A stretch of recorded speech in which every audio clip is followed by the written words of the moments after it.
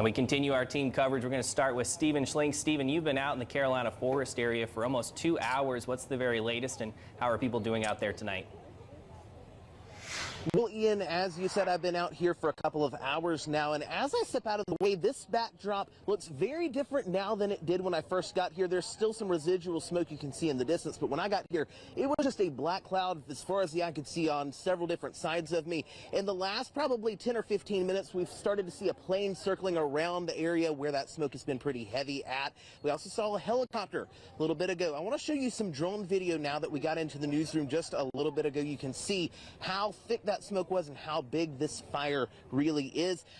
Some developments before I got out here. One of those developments also had an evacuation order underway, and folks out there really just trying to grab what they could, getting their pets, their children, and getting out, trying to find a safe place to be. Folks tell me this has been a surreal experience. It's something they say they never expected to see around here. Definitely not today, but they say they understand with the increased risks that this was something that could happen. They say they just are shocked that it really did. Karen Lawrence tells me that her husband is actually the one who told her about the fire. She tells me he got home this afternoon and saw some flames near their backyard and called 911, and then she got home and was not able to get back there because first responders had the area blocked off. Listen to what she had to say.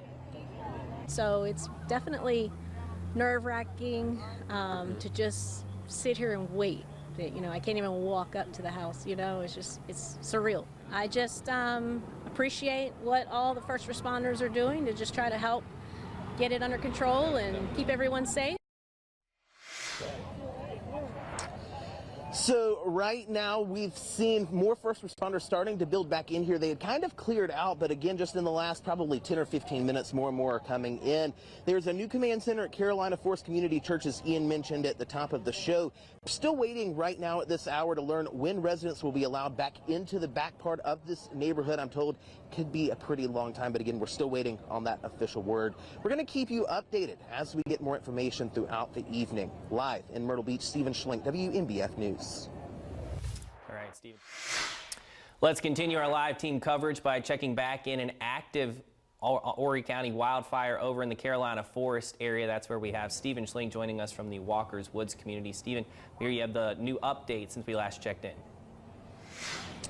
Hey, Ian, I checked in with a spokesperson with Horry County Police about when folks might be allowed to return into their home. She tells me that once the fire is contained, they're going to work as quickly as they can to get folks back into their home. I followed up and asked if that could be tonight or if we're talking about days. She said they just don't know yet. The big thing here is really focusing on getting this fire put out, making sure everything is safe before letting folks return into their homes. I'm going to once again kind of step out of the shot for a moment. You can see a lot of police officers and personnel, law enforcement personnel out here. That's really the biggest change that we've seen in the last hour or so. We're also seeing that plane continuing to circle as we mentioned at the top of this hit. But again, we're going to continue to stay on top of this and bring you the latest information. Live in Carolina Forest, Stephen Schlink, Wmbf News. Contained. They are still working, though, to keep those houses in the Carolina Forest area community and try to get those people evacuated if they can. That's where we find our Stephen Schlink, where our team coverage continues. Stephen, I can already hear the sirens behind you. What's the latest tonight as it starts to grow darker? Well, Ian, the sirens in the background, that's really been the name of the game. We've been hearing them ever since I've been here this afternoon. Like you said, it's getting a bit darker, so it's hard to see. There's still some thin smoke here behind me. It's getting a little bit thinner. Over to my right, though, I'm seeing that smoke continuing to come out. It's not quite as thick as it was a little bit ago. Do want to remind you, I checked in with that Horry County Police spokesperson who tells me they're working to get people back into their homes. The big challenge, though, making sure this fire gets contained. She says as soon as that fire gets contained, they're going to start working as quickly as possible to get folks back into their homes. We're going to stay out here. We're going to continue to monitor things and start talking to folks, continue talking to folks, see what things are like for them. Right now, though, live in Carolina Forest, Stephen Schlink, Wmbf News.